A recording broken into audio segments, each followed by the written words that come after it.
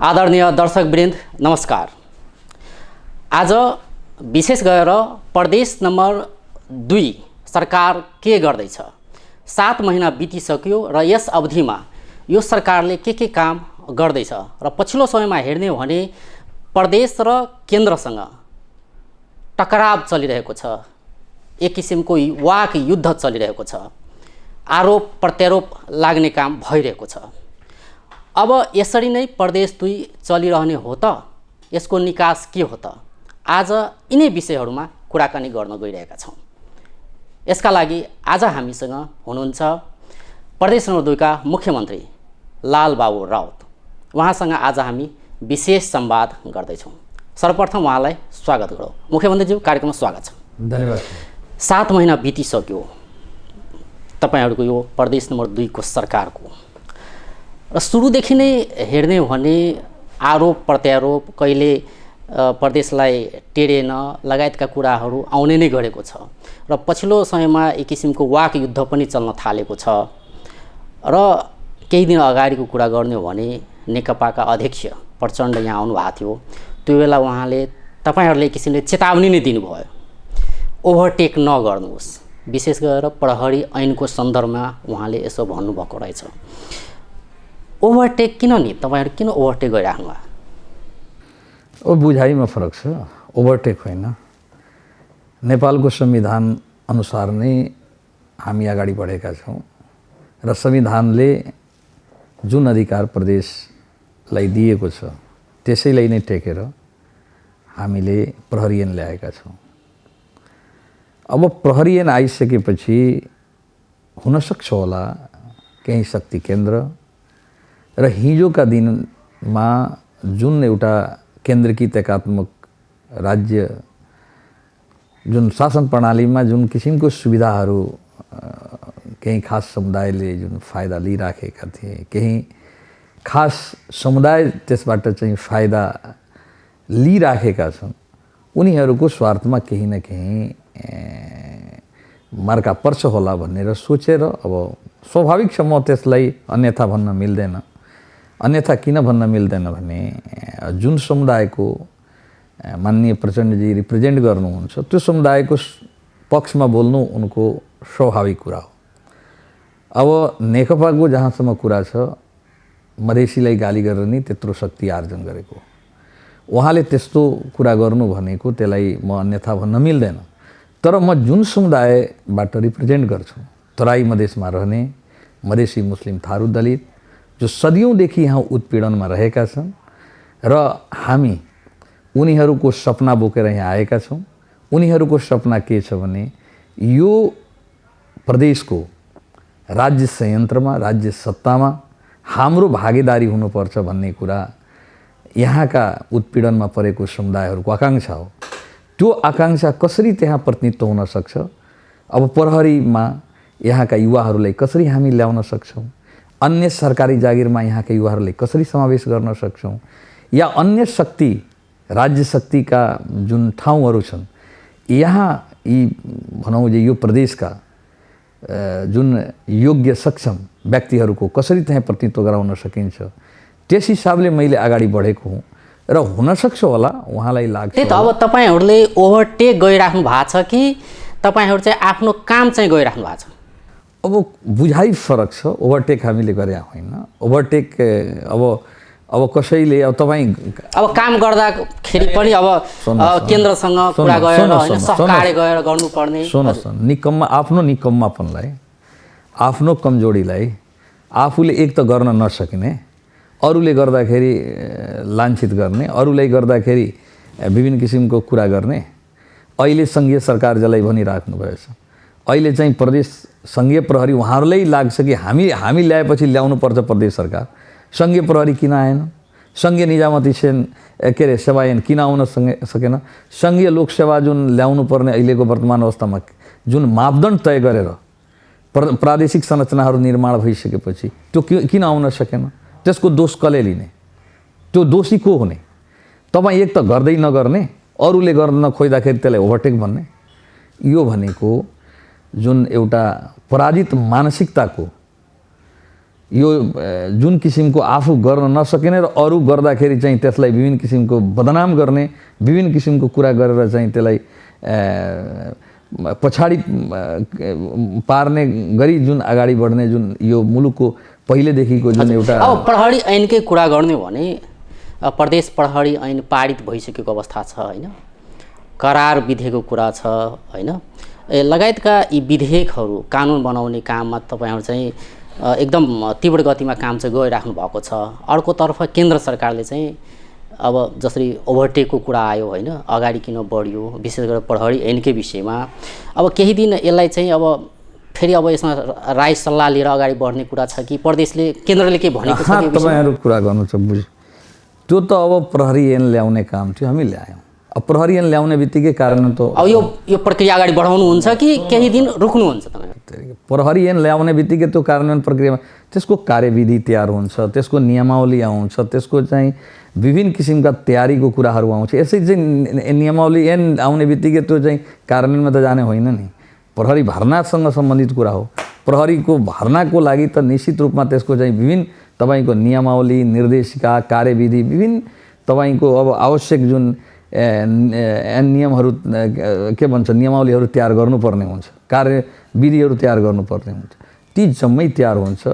यो अलि समय लिन्छ, तर हामी हाम्रा आफ्ना प्रहरी भर्ना गर्नको लागि नै हामी चाहिँ त्यो चाहिँ विधेयक ल्याएर ऐन यसका साथै करार ऐन अरू जुन ऐनहरू आवश्यक छ, अति आवश्यक हो प्रदेशको लागि, त्यो चाहिँ अगाडि बढाउनु होइन। करार ऐनसम्म जहाँसम्म कुरा छ, करार ऐनको सन्दर्भमा भन्नुपर्दाखेरि अहिले त्यो प्रदेश सभाभित्र छ। प्रदेश सभामा अहिले चाहिँ अहिले छलफलको क्रममा छ। अहिले चाहिँ अब समिति बनेर त्यसमा चाहिँ अब त्यो खासमा भन्ने हो भने अहिलेको करार ऐन किन ल्याउनु पर्यो भने त्यस सन्दर्भमा भन्नुपर्दा करार ऐन अहिलेको कुरा गर्ने हो भने हामीले तयार गरेको ओएनएम अनुसार करिब 5,000 जति हामीलाई कर्मचारी चाहिन्छ। सङ्घीय सरकार अन्तर्गत रहेका तपाईको सङ्घीय मामिला तथा सामान्य प्रशासन मन्त्रालयले गरेका ओएनएम अनुसार करिब 24-2500 जति कर्मचारीहरू चाहिन्छ। तर ती कर्मचारीहरूमध्ये हामीले 250 भन्दा अहिले बढी कर्मचारी आउन सकेका छैन। त्यो पनि कर्मचारी अहिले आएको कुन दिन कसको यहाँबाट सरुवा हुन्छ उनीहरूलाई पनि थाहा छैन। एक त कर्मचारी पठाउँदै नपठाउने, आफू भर्ना गर्न खोज्यो भने अवरोध खडा होइन, एक त कर्मचारी पठाउँदै नपठाउने, पठाएको कर्मचारी पनि यहाँ नआउँदाखेरि त्यसलाई चाहिँ कारवाही नगर्ने, यहाँ आएको कर्मचारीलाई यहाँका सरकारसँग, यहाँका सम्बन्धित व्यक्तिसँग कुनै पनि सम्बन्ध नराखी उनीहरूलाई सरुवा गर्ने, जुन किसिमको यो देखियो नि, जुन किसिमको भाँड भैलो, जुन किसिमको यो देखियो तपाईँको। हजुर, अब यो जुन कुरा भयो प्रदेश प्रहरी ऐनको कुरा होस् या करार ऐनको कुरा होस् होइन, कर्मचारी छैन, यहाँ पुलिस प्रशासन आफ्नो हुनु पर्यो भन्ने तपाईँहरूको तर्क छ।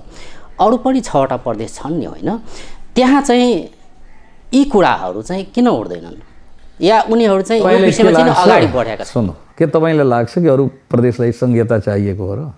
के अरू प्रदेशका मान्छेहरू जुन अहिले हेरिराख्नु भएको छ उनीहरूले यो मुलुकमा संहिता ल्याएको हो र? उनीहरूको सङ्घर्षले यो मुलुकमा संहिता आएको र? के यो मुलुकमा संहिता ल्याउनलाई नेकपा एमाले लडेको हो, माओवादीले लडेको हो, काङ्ग्रेसले लडेको हो? लडेको त यहाँका यी जुन चाहिँ 8 जिल्ला तपाईँ भन्नुहुन्छ, 2 जिल्ला यता पनि तपाईँको तराई मधेसमा रहने जुन अहिले तपाईँको सुनसरी र मोरङ र यता चाहिँ नवलपरासी, रूपन्देही, अलि बाँकीतिर जानु, यिनीहरू नै लडेका हो नि। संहिता त यही दमले आएको नि। संहिता बचाउनु र संहितालाई कार्यान्वयन गर्न जिम्मेवारी पनि यही प्रदेशको हो। त्यसैले अब जस्तो कर्मचारी अभावको कुरा होला होइन, पुलिस प्रशासनको कुरा होला, तपाईँ कता लाग्नुहुन्छ? एउटा कुरा सुन्नु, पहिले कुरा इन्टरभ्यू लिनुहुन्छ भने कुरा मेरो सुन्नु। एउटा कुरा जब एकातिर एउटा कुरा नसुङ्दै अर्को कुरा के छ भने, जब संहिता यो प्रदेशले ल्याएको छ, यहाँका जनताहरूले ल्याएका छन्, यहाँका जनताहरूले लडेर शहादत दिएर कुर्बानी दिएर ल्याएका छन्। त्यसैले संहितालाई रक्षा गर्नु, संहितालाई बचाउनु, संहितालाई कार्यान्वयन गर्नु जिम्मा पनि यहाँको प्रदेश सरकारको, जसको बलले यो सरकार गठन भएको छ। अब जानु अरू भनेपछि अरू प्रदेशको कुरा भएन यहाँ। अब असन्तुष्टि त अरू प्रदेशको पनि छ नि होइन, कि कर्मचारी छैनन् त्यो समस्या त्यहाँ पनि छन् होइन, तर तिनीहरूले चाहिँ यो विषय उठान नगर्नु या यसमा अगाडि नबढ्नु भनेको एक किसिमले भनौँ पिछलगु छन् ती प्रदेशहरू केन्द्रको भनेर भन्नुहुन्छ तपाईँ? त्यसो भए मैले पिछलगु भने होइन, उहाँहरूलाई पनि पीडा छ, तर उहाँहरूको पीडा देखाउन चाहेका छैन। उहाँहरूले पीडा हाम्रो बैठकमा मुख्यमन्त्रीहरूको बैठकमा उहाँहरू कुरा राख्नुहुन्छ, उहाँहरूले पनि त्यो पीडित हुनुहुन्छ, उहाँ पनि को चाहन्छ पीडा पचाएर बसेका छन् उनीहरू, को चाहन्छन् कि सरकारमा निकम्मा भएर पङ्गु भएर काम नलाग्ने भएर को जान चाहन्छ, को त्यो चाहिँ त्यो टाइटल लिन चाहन्छ? सबै चाहिँ सफल चाहिँ मुख्यमन्त्री, सफल प्रदेशभित्रका मन्त्री बन्न चाहन्छ, सफल प्रदेश आफ्नो भित्र नीति कार्यक्रम बजेट कार्यान्वयन गर्न जो पनि चाहन्छ। उहाँहरूको पीडा छ, पीडा भए पनि उहाँहरूको प्रस्तुति गर्ने जुन उहाँहरूको सङ्घीय सरकारको नेतृत्व पनि उहाँहरूकै हातमा पार्टीको नेतृत्व छ। हुनसक्छ होला उहाँहरूको केही अब बाध्यता होला, तर मेरो बुझाइ के छ भने उहाँहरू पनि पीडित हुनुहुन्छ। मैले किन कुरा राख्या हो भन्दाखेरि कि म त्यो समुदाय त्यो प्रदेशको रिप्रेजेन्ट गरिराखेको छु, प्रतिनिधित्व गरिराखेको छु, जुन प्रदेशको बलले यो मुलुकमा सङ्घीयता आएको छ, जुन प्रदेशका यहाँका मधेसी हुन्, मुस्लिम हुन्, थारू हुन्, दलित हुन्, जसले चाहिँ आफ्नो कुर्बानी दिएर शहादत दिएर यो मुलुकमा सङ्घीयता ल्याएका हुन्, मधेस प्रदेश बनाएका हुन्, उनीहरू बनाएका हुन्। त्यसैले मेरो के छ भने कि यहाँका जनताहरूको भावनालाई बुझेर प्रदेश सरकारको प्रमुखको हैसियतले मलाई बोल्नुपर्छ, मलाई हिँड्नुपर्छ, त्यही म गरिराखेको छु। हजुर, अब जुन एउटा ओभरटेकको जुन एउटा अभिव्यक्ति आयो प्रचण्डको होइन, त्यसमा अरू केही कारण छ कि वास्तवमा यही विषय हो? जसरी पटक पटक एउटा आवाज पनि उठ्ने गरेको छ कि यो द्वन्द्वले कतै संहिता नै धरापमा पर्ने होइन त, अब त्यसलाई नै मलजल गर्ने काम हुँदैछ। कसले द्वन्द्व गरिरहेछ? कहाँ द्वन्द्व छ? वाकद्वन्द्व चलिरहेछ। तपाईँहरूको मिडियाले यो वाकद्वन्द्व ल्याएको हो नि त, के कहाँ द्वन्द्व छ? मैले गर्न नदिने, यदि कोही चाहिँ गर्न खोज्छ भने त्यसलाई चाहिँ अब मिडियाले अब विभिन्न किसिमका कुरा उठाउँदै म वाकद्वन्द्व के छ? मैले चाहिँ कुरा राखेँ, यो प्रदेशमा प्रहरी ऐन चाहिएको थियो। यहाँका युवा जो आजसम्म सबभन्दा बढी बेरोजगार युवा पलायन हुने र यहाँबाट जाने खाडी मुलुकमा यहीँका युवाहरू, ती युवाहरूलाई रोजगारी दिनु, ती युवाहरूलाई यहीँ काम दिनु भनेको प्रदेश सरकारको दायित्व हो, कर्तव्य हो। प्रदेश सरकार त्यो गर्नको लागि अगाडि बढेको छ। प्रदेश सरकार यो मुखदर्शक बनेर यो यहाँ बसेका होइन। यहाँका युवाहरू बेरोजगार हुने, यहाँका युवाहरू काम नपाएर विदेश जाने, यहाँका युवाहरूलाई चाहिँ अब कुनै ठाउँमा काम गर्दाखेरि चाहिँ उनीहरू चाहिँ विभिन्न किसिमका अपमान सहनु पर्ने, आफ्नो प्रदेश आफ्नो गाउँ ठाउँमै आफ्नो काम पाउनको लागि त्यसको लागि प्रदेश सरकार प्रहरी ऐन ल्याइरहेको छ। भोलि गएर लोकसेवा आयोग ऐन, तपाईँको निजामती सेवा ऐन जस्ता ऐनहरू ल्याउँछन्। उद्योग धन्दा यहाँ कसरी बढीभन्दा बढी चाहिँ उद्योग धन्दा यहाँ चाहिँ लगाउन सकिन्छ, सञ्चालन गर्न सकिन्छ, त्यसमा सबै लागिराखेका छन्। हो, अब यी विभिन्न किसिमका सङ्गठनहरू निर्माण गर्नको लागि यहाँ आवश्यक चाहिँ अब ऐन कानुन चाहिन्छ।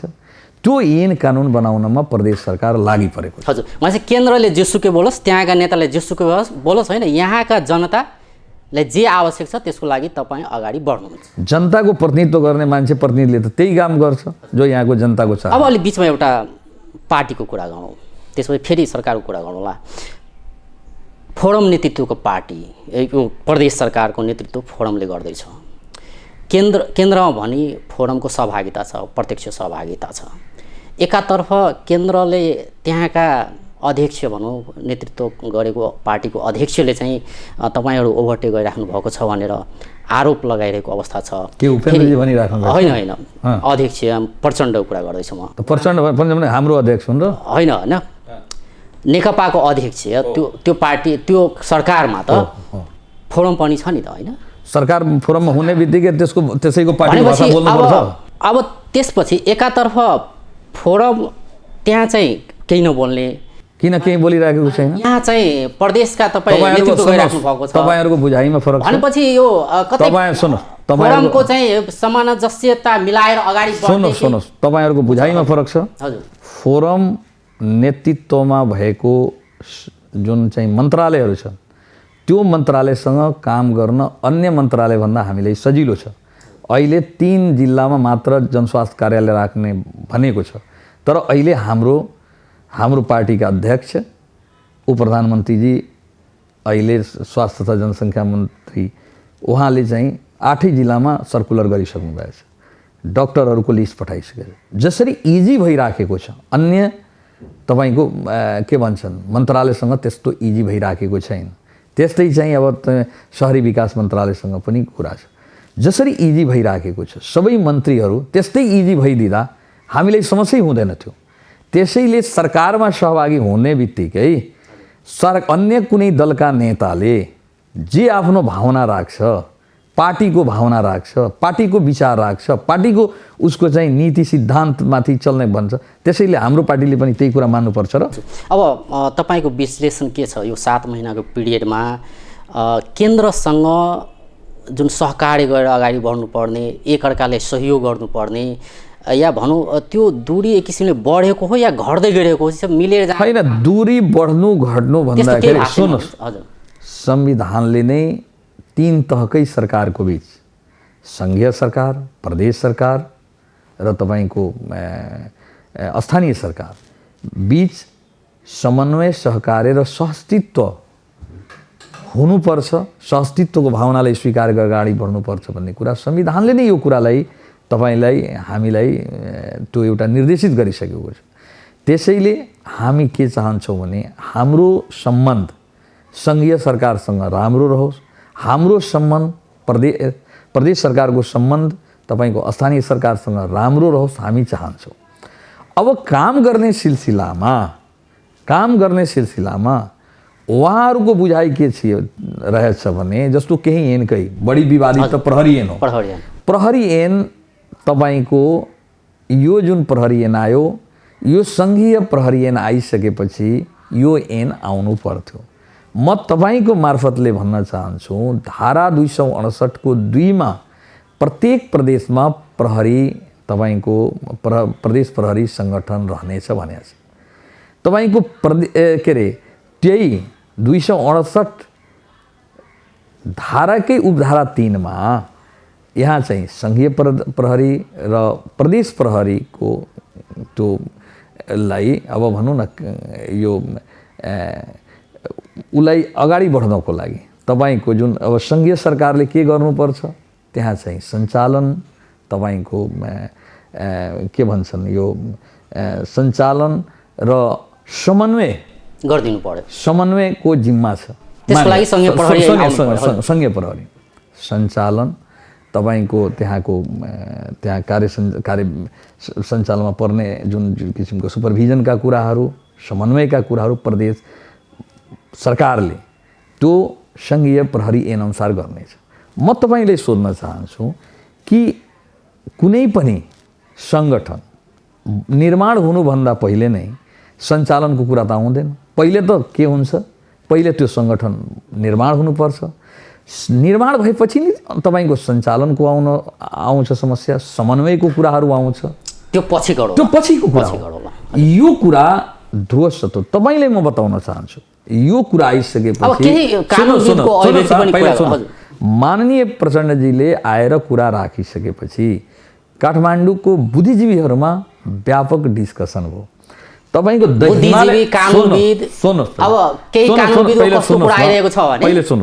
हिमालय टाइम्समा नेपालका सबभन्दा बढी विश्वास प्राप्त र अहिले पनि जुनसुकै ऐन कानुनहरू ड्राफ्ट हुँदाखेरि डाक्टर पूर्णमान साक्य जो संविधानविद हुनुहुन्छ उहाँको विचार आयो। चन्द्रकान्त गेवाली उहाँ चाहिँ कानुनविद हुनुहुन्छ, ऊ नेकपा प्रति नै समर्थित हुनुहुन्छ।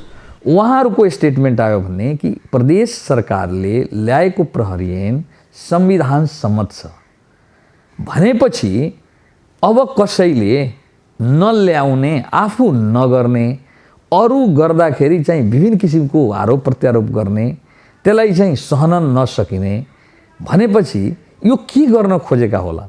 ठिक छ। अब केन्द्र आफ्नो ठाउँमा जेसुकै बोलोस्, त्यो आफ्नो ठाउँमा छ होइन, कसैले के अभिव्यक्ति दिन्छ, तपाईँहरू चाहिँ आफ्नो किसिमले जनताले जे चाहन्छ, जनताले जे आवश्यकता छ त्यो अनुसार अगाडि बढ्नुहुन्छ। विशेष गरेर कर्मचारी भर्नाकै कुरा गरौँ, करार ऐन तपाईँहरू ल्याइराख्नु भएको छ। अब लोकसेवा ऐन कहिले आउला के आउला ठेगान छैन, सङ्घीय सरकार त्यसमा पनि विलम्ब गइरहेको छ, त्यही भएर तपाईँहरू चाहिँ करार ऐन ल्याइराख्नु भएको छ।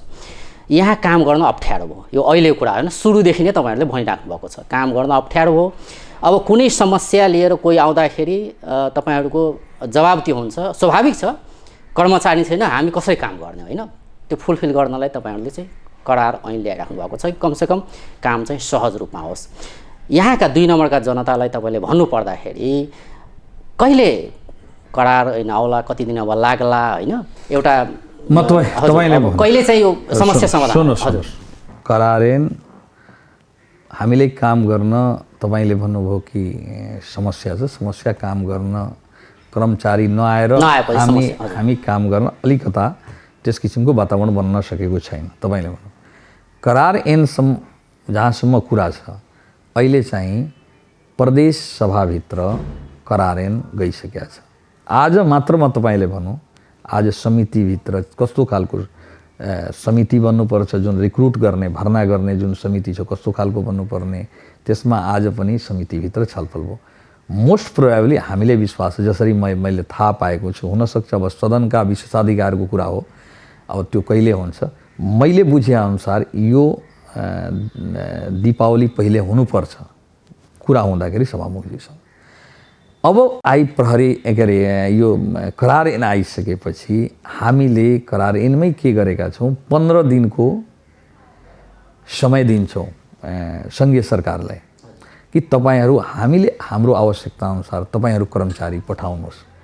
तपाईँ कर्मचारी नपठाएपछि हामीले आवश्यकता अनुसार हाम्रो जति निड छ त्यो निड अनुसार हामी कर्मचारी भर्ना गर्न हाम्रो के हुनेछ, बाध्यता हुनेछ, हामी बाध्य हुनेछौँ। हामी कसैसँग कन्फ्रोन्टेसन गर्ने होइन, हामी सहकार्य गर्न चाहन्छौँ। मानिहाल्नुहोस् तपाईँ, म आज तपाईँले भन्छु 5000 कर्मचारीको आवश्यकता भएको ठाउँमा 250 कर्मचारी पठाएर तपाईँ कस्तो रिजल्ट खोजिराख्नु भएछ, तपाईँ के गर्न खोजिराख्नु भएछ? के तपाईँ 5 उल्टे ओभरटेक गर्यो भने अभिव्यक्ति आउँछ। तपाईँ 5000 कर्मचारीको पुग्ने ठाउँमा तपाईँ 250 कर्मचारी यदि पठाउनुहुन्छ भने पक्कै चाहिँ त्यो अनप्रोडक्टिभ हुन्छ, त्यो हामी के भन्छन् त्यो रिजल्ट दिन सक्दैनौँ। हामी कहाँ पठाउने? अहिले प्रत्येक माननीय प्रदेश सभा सदस्यज्यूहरूलाई हामी करिब एउटा संसदीय विकास क्षेत्रीय के भन्छन् त्यो कोषको लागि करिब उहाँहरूसँग 1.5 करोड छ। अहिले उहाँहरूकै पैसा कसरी खर्च गर्ने, कुन मेकानिजमले खर्च गर्ने, त्यति मात्र होइन, हामीले नीति तथा कार्यक्रममा ल्याएको बजेट हामीले जिल्लामा जुन चाहे यातायातको कुरा होस्, चाहे सिँचाइको होस्, चाहे विभिन्न कुरा हामी गरेका छौँ, त्यो कसरी हामी चाहिँ उनीहरूलाई गर्न सक्छौँ, उनीहरूलाई कसरी हामी के भन्छन् कि कार्यान्वयन गराउन सक्छौँ भन्दाखेरि प्रदेश सरकार केही गर्न चाहन्छ, प्रदेश सरकार केही गरेर अगाडि बढ्न चाहन्छ भनेपछि तपाईँ के गर्ने? त्यसलाई चाहिँ खुट्टा तान्ने? प्रदेश सरकार अगाडि बढ्दाखेरि के तपाईँ चाहिँ त्यसमा अवरोध खडा गर्ने? त्यसैले मलाई के लाग्छ भने कि जस्तो म आज पनि भन्छु कि पहिलेका जिल्ला विकास समितिमा रहेका विभिन्न एसएनआरटीपी विभिन्न प्राविधिक कार्यालयहरू थिए, ती कार्यालयका कर्मचारीहरू काठमाडौँमा भौतारेर हिँडेका छन्। यो प्रदेशभित्र रहने जुन युवा कर्मचारीहरू छन्, यहाँका कर्मचारी यो प्रदेशभित्र आउन खोज्छन्, त्यो पठाइदिनु पर्थ्यो। यहाँ काम गर्न चाहन्छन् तर तिनीहरूलाई यहाँ नपठाइदिनु। भनेपछि यो विषय जुन कर्मचारी भर्ना गर्ने विषय, करार ऐन ल्याउने विषय, पहिला जुन कुरा छ यो चाहिँ एकदम प्राथमिकतामा रहेको छ होइन, यो समस्या तत्काल समाधान यो प्राथमिकतामा छ, प्राथमिकतामा रहन्छ। एउटा छोटो नागरिकता ऐनको अब कुरा गरौँ, त्यसपछि हामी ब्रेक लिउँला। नागरिकता ऐन समस्या विकराल समस्या छ होइन, वंश जन्मसिद्ध नागरिकका सन्तानले नागरिकता पाइरहेका छैनन्। ऐन गइसक्यो, सङ्घीय संसदमा अझै पारित भइसकेको छैन।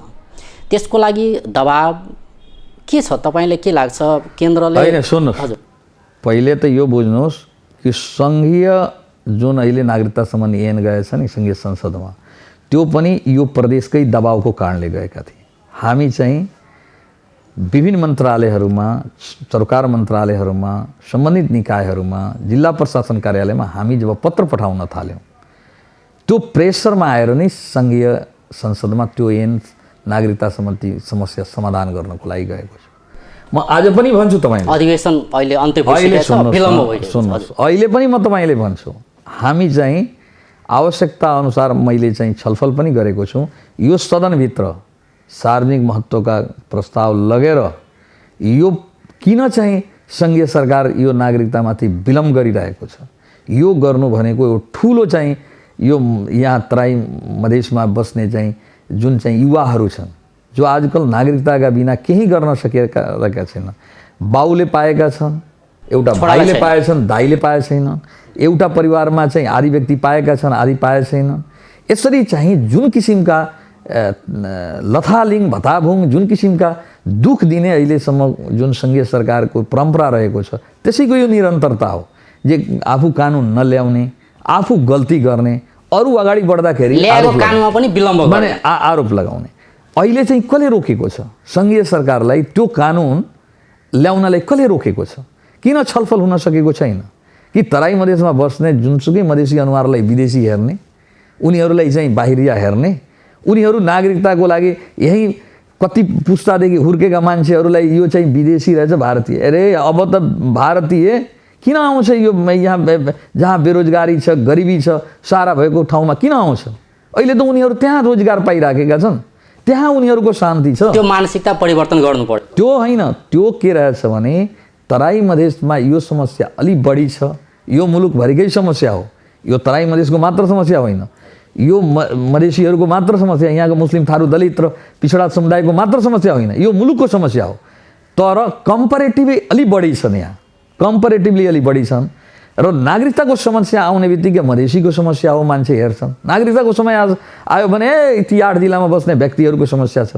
त्यो नजरले हेर्ने जुन सङ्घीय मानसिकता छ, सङ्घीय जुन त्यो परिवर्तन गर्नु पर्यो र छिटो यो ऐन ल्याएर त्यो जुन उहाँहरूले हेर्ने जुन चस्मा छ, चस्मा परिवर्तन गर्नु, चस्माको नम्बर बदल्नु पर्ने आवश्यकता छ। हजुर, अहिले ब्रेक लिन्छौँ। दर्शकवृन्द, हामी आज विशेष संवाद गरिरहेका छौँ प्रदेश नम्बर 2 का मुख्यमन्त्री लालबाबु राउतसँग। हामी छोटो ब्रेक लिन्छौँ। ब्रेकपछि फेरि कुराकानीलाई निरन्तरता दिनेछौँ।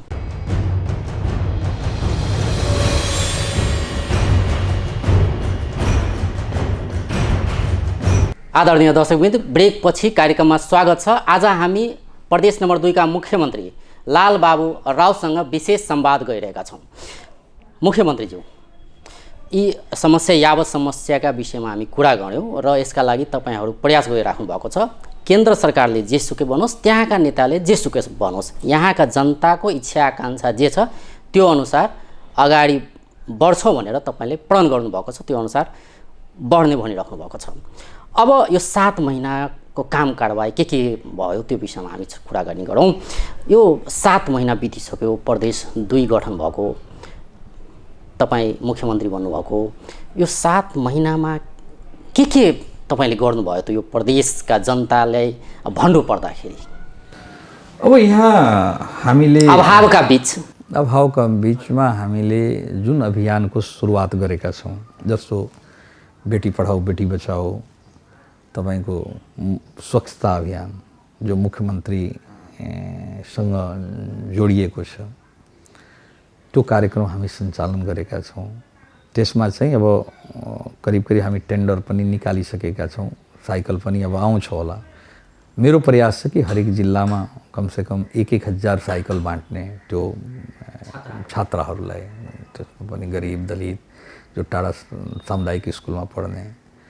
अहिले तपाईँ कैयन राउन्ड चाहिँ विदेशी डोनर एजेन्सिजहरूसँग पनि कुरा भइसकेको छ, ब्रिटिस एम्बेसडरसँग अस्ति कुरा भएको, ब्रिटिस DFIDले पनि त्यसमा लगानी गर्ने उहाँहरूसँग छलफल चल्दैछ र उहाँहरूको ती गरिब र खासमा भन्ने हो भने त्यो छोरीहरूको लागि उहाँहरू चाहिँ यो बिमा गर्ने कार्यमा उहाँहरूको सहयोग रहन्छ।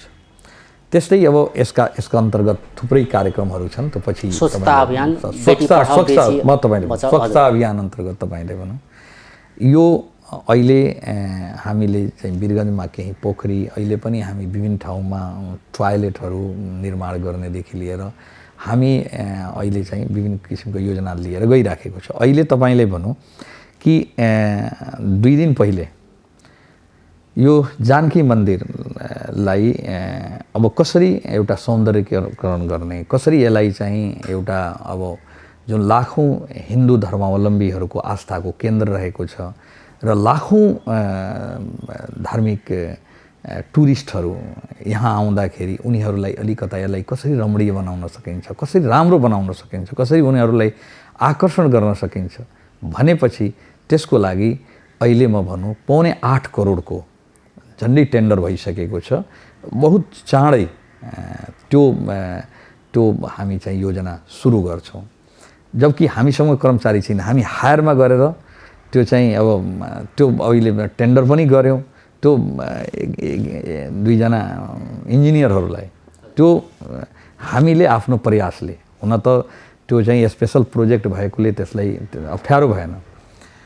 त्यस्तै अब हामीले भन्नुपर्दाखेरि अन्य जुन हामीले आफ्नो आवश्यकता अनुसार अब के रहेछ भने हामीलाई कुनै पनि कार्यक्रम अगाडि बढाउनलाई तपाईँ हेर्ने हो भने सुरुदेखि नै हामी धेरै प्रदेश, करिब सबै प्रदेशले ल्यायौँ। हामी 2 चोटि नीति तथा कार्यक्रम ल्यायौँ, 2 चोटि बजेट ल्यायौँ। बजेटबाट नै हामीले सीमित बजेटको विषयमा पनि अब सुन्नुहोस् सीमित बजेटबाट पनि हामी माननीय प्रदेश सभा सदस्यहरूलाई उनीहरूलाई 10-10 लाख दियौँ। जे भए पनि एउटा सिस्टममा लाग्नको लागि उहाँहरूलाई जे भए पनि थोरै रकमबाट हामी त्यहाँ दियौँ। अहिले पनि बजेट तथा नीति तथा कार्यक्रम ल्याएर त्यससँग सम्बन्धित एउटा सुन्नुहोस्, पहिले के छ भने कुनै पनि कार्यक्रम सुरु गर्नको लागि, कुनै बढाउनको लागि सबभन्दा पहिले तपाईँले के चाहिन्छ? आवश्यक ऐन चाहिन्छ, आवश्यक नियमावली चाहिन्छ, तपाईँलाई आवश्यक तपाईँको कार्यविधि चाहिन्छ। कार्यविधि, नियमावली र ऐन बनाउनलाई अहिले हामी चाहिँ बनाउनु पर्ने एकल सूचीको 22-23 वटा बनाउनु पर्ने कानुनमा करिब 16-18 वटा हामी बनाइसकेका छौँ। अहिले चाहिँ हामी बनाउने क्रम जारी छ। अहिले हामीसँग 50 वटा ऐनहरू ड्राफ्ट भइसकेको छ। अहिले चाहिँ त्यसै चाहिँ 50 भन्दा बढी चाहिँ हाम्रो कार्यविधि, नियमावली, निर्देशिका अहिले चाहिँ गठन हुँदैछ भनेपछि तपाईसँग भएका जुन इन्स्टिट्युसनहरू खडा गर्नुपर्ने हो। सबभन्दा पहिले त के छ भने तपाईसँग इन्स्टिट्युसन नै छैन, तपाईसँग ऐन छैन, तपाईसँग केही पैसा दिइसकेपछि त्यो पैसाले मात्र हुँदैन, त्यसमा बजेट नीति कार्यक्रम आउनुपर्छ। सरकारी रकमलाई कसरी खर्च गर्ने, किनभने यो नेताले खटाएर नेताले बाँडेर त होइन, कर्मचारी चाहिन्छ। कर्मचारीहरू त्यहाँ आउनुपर्छ, उनीहरू विधि प्रक्रियाबाट त्यहाँ चाहिँ त्यो सञ्चालन गर्छ भनेपछि प्रक्रियाको लागि ऐन नियम चाहियो, नियम चाहिन्छ, नियमावली चाहिन्छ, निर्देशिका चाहिन्छ, विभिन्न किसिमका तपाईँको कार्यालय अहिले चाहिँ अब यी साराको बिचमा तपाईँले हामीले अगाडि बढ्नुपर्ने आवश्यकता छ। त्यसैले हामीले त्यहाँबाट आइसकेपछि विभिन्न किसिमका हामी जस्तो कि धेरै जसो अहिले पनि हामी जुन किसिमका अहिले चाहिँ हामी ठाउँ-ठाउँमा जुन हामी मेसेज दिन सकेका छौँ, हामीले यो बताउन चाहेका छौँ कि हाम्रो जुन नीति तथा कार्यक्रम बजेटलाई जसरी हामीले ल्याउनु पर्थ्यो त्यसरी हामी ल्याउन खोजेका छौँ। जनताको चाहना अनुसार तपाईँ हेरिराख्नुहुन्छ, यहाँ जुनसुकै कार्यक्रम हुँदाखेरि हामी चाहिँ अग्रसर भएर हामी चाहिँ अगाडि बढेका छौँ। त्यो त्यसैले हामीले आवश्यकता अनुसार हामी अगाडि बढेका छौँ। त हामीसँग सीमित साधन स्रोत र सीमित अब कानुनै नभएको ठाउँमा, ऐनै नभएको, निर्देशिकै नभएको ठाउँमा, काम गर्ने कुनै सिस्टमै नभएको ठाउँमा अब आउने दिनहरूमा अब यो सबै सिस्टमेटाइज हुन्छ, सबै एउटा सिस्टममा जान्छ। त्यसैले एउटा प्रक्रिया हुन्छ। कर्मचारी छैन, गइराख्नु भएको छ, कर्मचारी छैन। अब मैले ल्याएको बजेट पनि केबाट सुरु गर्ने? अब कर्मचारी छैन, अहिले आज आउँछ कर्मचारी, भोलि त्यसलाई अब 2-4-5 दिन काम गर्न मौका दिइन्छ, फेरि चाहिँ कतिखेर उसको सरुवा हुन्छ थाहा हुँदैन। हजुर, अब अभावका बीच तपाईँहरूले काम गरिराख्नु भएको छ। अब प्रदेशमा विपक्षी दलको सहयोग कतिको पाइराख्नु भएको छ? सहयोग छ, सहयोग नपाएका होइन। हामीलाई त काङ्ग्रेसले पनि सहयोग गरेका छन्, नेकपाले पनि सहयोग गरिरहेको छ। विरोध पनि गरिरहेको होइन, विरोध हुनु त पार्टी हो। अब बजेटकै विषयमा अब आफ्नै क्षेत्रमा लगे होइन, त्यो त आफ्नो उहाँहरूको जुन धर्म हो, उहाँहरूको जुन आफ्नो जुन पार्टीको विचार छ त्योबाट त्यस्तो भएको छ र भन्दाखेरि त्यस्तो अहिले के छ भने अब निश्चित रूपमा अलिअलि त्रुटि यस कारणले पनि भयो। त्रुटि भएको स्वीकार गर्नु होइन, त्रुटि यस कारणले पनि हुन गयो कि थोरै समय हाम्रो अनुभवको कमी। जस्तो कि के छ भने बजेट यो त कमसेकम 6 महिना पहिलेदेखि तयार गरिन्छ। थोरै समय र त्यसमा पनि हामीले जुन किसिमको जुन तयारी हुनु पर्थ्यो, नयाँ जसको लागि बजेट पठाइएको थियो, जस्तो कि त्यो मन्त्रालयमा, त्यो भित्र कहीँ न कहीँ हामीले कोअर्डिनेसनको कमी देखियो। त्यसलाई हामी सुधारेर हामी सदनभित्र पनि मैले बोलेका थिएँ, त्यसलाई हामी चाहिँ क्रमशः यसलाई पुनरावलोकन गरेर त्यसलाई कसरी अगाडि सबैको लागि हुन सक्छ हामी त्यसै बढिराखेको छ। र सबभन्दा खुसीको कुरा के छ भने हामीलाई मैले भन्दै आएको छु कि यो प्रदेशलाई बनाउनु छ भने कमसेकम 5 वर्षको हाम्रो अवधि हो। 1 वर्ष छोडौँ, 1 वर्ष त गइसक्यो, 4 वर्ष त कमसेकम ठिक छ, 6 महिना अगाडिदेखि नै हामी राजनीतिक पार्टीको कुरा गरौँला। तर अहिले 4 वर्ष जुन छ त्यो 4 वर्ष त कमसेकम हामी चाहिँ एउटा पार्टी बनौँ, त्यो विकास पार्टी, एउटा पार्टी बनौँ जो पार्टी चाहिँ यो मुलुकमा संहितालाई कार्यान्वयन गराउनको लागि, हाम्रो चाहिँ यहाँका विकास निर्माणको कामलाई अगाडि बढाउनको लागि, यहाँ के गर्दाखेरि सबैले चाहिँ रोजगारीको अवसर पाउँछ, के गर्दाखेरि यहाँका कृषिको उत्पादकत्व बढ्न सक्छ, के गर्दाखेरि सबै खेतमा सिँचाइ पुग्न सक्छ, त्यसको लागि प्रयास गरिराख्नु भएको छ। अर्को विपक्षीकै कुरा गरौँ, विपक्षीले यो मदरसा शिक्षा बोर्डको विषयमा पनि, त्यो ऐनको विषयमा पनि विरोध जनाइरहेका छन् केही विपक्षीले। होइन, आतङ्कवादीलाई सहयोग गर्नले ल्याएको हो भनेर त्यस्तो किसिमको तर्क पनि दिइरहेका छन्। के भन्नुहुन्छ तपाईँ? विपक्षी दलले के भन्छ? म तपाईलाई चोर भनेपछि मैले प्रमाणित गर्नु पर्यो नि त। ब्ल्याक एन्ड व्हाइटमा रहेको प्रदेश सभामा रहेको ऐन कानुन तपाईलाई अहिले यो प्रदेशभित्र 12% मुस्लिम समुदाय बस्छन्। उनीहरू जुन तालिम प्राप्त गर्छन्, जुन मदरसामा तालिम प्राप्त गर्छन्, त्यो मदरसाको तालिममा मोडर्नाइजेसन गर्नका लागि, आधुनिकीकरण गर्नको लागि त्यहाँ पढाइ राख्यो। अहिले मदरसा चलिरहेको छैन? मदरसा चलिरहेछ कि छैन? अहिले चलेको छ कि छैन? त्यो मदरसामा तपाईँ अङ्ग्रेजी शिक्षा पढाउने, त्यो मदरसाले आधुनिकीकरण गर्ने भन्नु। सुन्नुहोस्, म तपाईँ त्यही त भनिराखेको छु, त्यो सुन्नुहोस्। पहिले मदरसामा जुन अहिले त जुन तालिम चलिरहेकै छ, के तपाईँ रोक्नु भएछ? जो भन्ने मान्छे छन्, मुस्लिम अनुहार हेर्ने बित्तिकै तपाईँको विभिन्न किसिमको आरोप लगाउने जुन जातीय सोच र घटिया मानसिकताका व्यक्तिहरू जुन रहेका छन्, ती मानसिकता बोकेका व्यक्तिलाई म भन्न चाहन्छु, तपाईँको बुद्धि छ, तपाईँ स्वच्छ किसिमको व्यक्तित्व हुनुहुन्छ भने तपाईँ पढ्नुहोस्, त्यो ऐनलाई पढ्नुहोस्। त्यो पढ्नको लागि त्यहाँ पठाइएको छ, सदनभित्र छ, तपाईँ त्यहाँ जानुहोस्, कपी लिनुहोस्, कुन ठाउँमा त्यो लेख्या छ। त्यसैले मुस्लिम भन्ने बित्तिकै तपाईँ विभिन्न किसिमको आरोप लगाउने जुन संस्कार छ यहाँको घटिया मानसिकता सुन्नुहोस्, त्यहाँ त्यो शिक्षालाई, त्यो मदरसामा भएको मदरसाका शिक्षालाई यहाँ एक किसिमको लडाइँ छैन, ती समुदायसँग पनि लडाइँ छ जो चाहिँ पुरानो शिक्षा जुन होइन, जो चाहिँ मदरसा चलाइराख्नु भएछ। उहाँलाई के डर छ भने यो आधुनिकी शिक्षा भएपछि हाम्रो शिक्षा समाप्त हुन्छ कि हाम्रो त्यहाँ अहिलेसम्म जुन हामीले जुन पढाउँदै आएका विषयवस्तु छ त्यो चाहिँ त्यसमा चाहिँ केही त्यसमा फरक पर्छ कि उहाँहरूको सरकार आफ्नै छ। हाम्रा जुन किसिमको जुन आफू नै मानसिकता, टेररिस्टको मानसिकता बोकेका व्यक्तित्वहरू छन् जो सधैँभरि खालि नेगेटिभ हेर्ने खालका छन्। पोजिटिभ हेर्नुहोस्, पोजिटिभ हेर्ने काम गर्नुहोस्। यहाँका व्यक्तिहरूलाई र तपाईँ मिडियाकर्मीलाई पनि भन्छु कि त्यहाँ के लेखेको छ तपाईँ पढ्नुहोस्, गएर सदनमा अहिले पनि छ, त्यहाँ के छ त्यसको प्रस्तावना पढ्नुहोस्। प्रस्तावनामा स्पष्ट रूपले के लेखेको छ कि अहिलेको शिक्षालाई आधुनिकीकरण गर्ने। आधुनिकीकरण कसरी हुन्छ कि जुन विषय पढाइँदै आएको छ त्यसको साथसाथै त्यहाँ अङ्ग्रेजी पढाउनुहोस्, म्याथ पढाउनुहोस्, त्यहाँ साइन्स पढाउनुहोस्, नेपाली पढाउनुहोस्, जुनसुकै विषय छ भने त्यहाँ पढाउनुहोस्। एक त्यो शिक्षालाई समकक्षताको प्रमाण दिनु। के यो मुलुकमा मुस्लिमहरू यहाँका नागरिक होइनन् भन्ने यहाँका जुन ट्याग जुन सर्टिफिकेट बिक्री गर्नेहरू जुन जातीय जुन सोचका मान्छेहरू छन् भनिदेओस् कि यहाँका मान्छे होइन, ती हुन् भन्ने उनीहरू जुन शिक्षा प्राप्त गर्छन् ऊ पनि यही मुलुकका नागरिक हुन्, यही उनका पुर्खाहरू जन्मेका छन्, बढेका छन्, हुर्केका छन्, उनीहरू पनि सरकारी जागिरमा छन्, विभिन्न ठाउँमा छन्, उनीहरू पढ्दैछ। तर त्यहाँ मदरसामा पढ्ने बच्चाको समकक्षताको इक्विभ्यालेन्स तपाईँ सर्टिफिकेट त्यसलाई रिकग्नाइज नगर्दाखेरि के भइराखेको? भनेपछि विपक्षीले नबुझेर यस्तो आरोप लगाइरहेका छन्। विपक्षी होइन, 2-4 जना फटाहरूको यो काम हो। विपक्षीहरू सबै बुझिरहेको, सबै सहयोग गर्छन्। सुन्नुहोस्, कोही विपक्षीहरू छैन, 2-4 जना व्यक्तिहरू कोही चाहिँ सुन 2-4 जना मार्केटमा 2-4 जना घुम्ने खालका हुन्छ नि, आफ्नो रोजीरोटी चलाउने, कसैले गाली गरेर चलाउने। सदनभित्र कोही त्यस्तो छैन, सदनमा त्यस्तो छैन।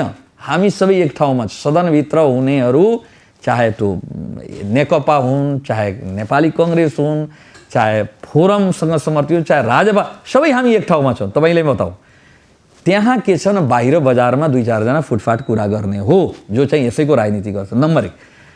तेस्रो के छ भने जुन संस्था छ त्यो संस्थालाई सरकारले त्यो सामुदायिक स्कुलमा सहयोग गर्ने र त्यो स्कुलमा जहाँ चाहिँ ती बच्चाहरू पढिराखेको छन्। तपाईँ जानुहोस् त, अहिले मदरसा त्यहाँ चल्यो, तपाईँ रोक्नु भएछ यहाँ कहीँ? तपाईँको के छ के त्यहाँ गएर हेर्नु भएछ?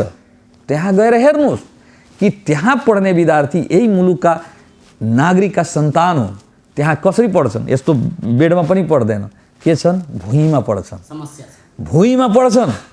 यो देशका नागरिक हुन् भने उनीहरूलाई पनि त्यो शिक्षा प्राप्त गर्ने उसको नैसर्गिक अधिकार हो र हामी सबैले त्यो अधिकार राज्य सत्तामा बुझ्ने र भेजा भएको व्यक्ति त्यो चाहिँ बुझ्नुपर्छ कि ती नागरिक पनि हाम्रै नागरिक हुन्, हाम्रै दाजुभाइ हुन् र समग्र मुलुकको विकास गर्नु छ भने दलितलाई पनि छोड्नु हुँदैन। अहिले म तपाईँले भन्नु दलित इम्पावरमेन्ट एक्ट ल्याइराखेको छु। दलित इम्पावरमेन्टलाई, दलितलाई कसरी सशक्तिकरण गर्ने, दलित समुदायलाई कसरी तपाईँको तिनीहरूलाई समुदायलाई अगाडि बढाउने, हरेक जागिरमा उनीहरूलाई कसरी उनीहरूलाई सुनिश्चितता गरे, उनीहरूसँग हुने छुवाछुतको भेदभाव जुन छ त्यो कसरी समाप्त गर्ने, उनीहरूको लागि कसैले उनीहरूमाथि जातीय रूपले उनलाई प्रताडित गर्यो भने उनीहरूलाई कसरी कारवाही गर्ने, त्यस किसिमको विधेयक ल्याउनु। पहिले एउटा अर्को पनि सुन्नु, यो प्रदेशमा महिलाहरूलाई 50% तपाईँको पुलिसमा आरक्षण दिएको छ, आउने निजामतीमा पनि 50% आरक्षण दिएको गर्छु। अनि चाहिँ उनीहरूलाई पढाउने, बेटी पढाओ बेटी बचाओ, बेटीलाई पढाएपछि बेटीलाई नोकरी दिने सरकारले त्यस किसिमको प्रोभिजन ल्याएको छ। मेरो सोचाइ के छ भने जबसम्म समाजलाई रूपान्तरण गर्न सक्नुहुन्न, सामाजिक रूपान्तरण गर्न सक्नुहुन्छ, त्यसमा महिला सबभन्दा ठुलो आधी हिस्सा समाजको उठेको महिला हो। दलित जो यो प्रदेशको 18% दलितहरू छन् जो अहिले पनि मूल स्ट्रिमभन्दा बाहिर छ। ठुला लामो कुरा गर्ने, भोट लिने बेलामा गएर चाहिँ ती दलितको घरमा गुहार्ने, अनि चाहिँ भोट लिएपछि उनीहरूको हकमा काम नगर्ने। मुस्लिम समुदाय त भन्नुहोस् कङ्ग्रेस एमाले माओवादी पार्टीमा छैनन्, नेकपामा छैनन्, कङ्ग्रेसभित्र छैनन्, या यो समाजमा प्रतिष्ठित समुदाय छैन। उनीहरूको शिक्षालाई तपाईँले रिकग्नाइज गर्नुहोस्।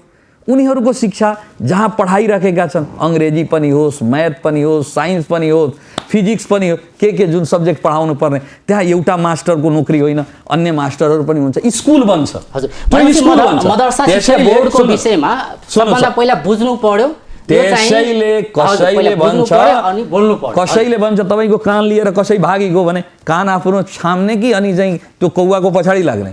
त्यसैले जुन किसिमको यहाँ जातीय वितृष्णा, जातीय द्वेष, जातीय सोचलाई चाहिँ उचालेर राजनीति गर्ने केही तबका, केही चाहिँ जातीय समुदायका व्यक्तिहरू छन्, उनीहरूलाई नराम्रो लाग्न सक्छ।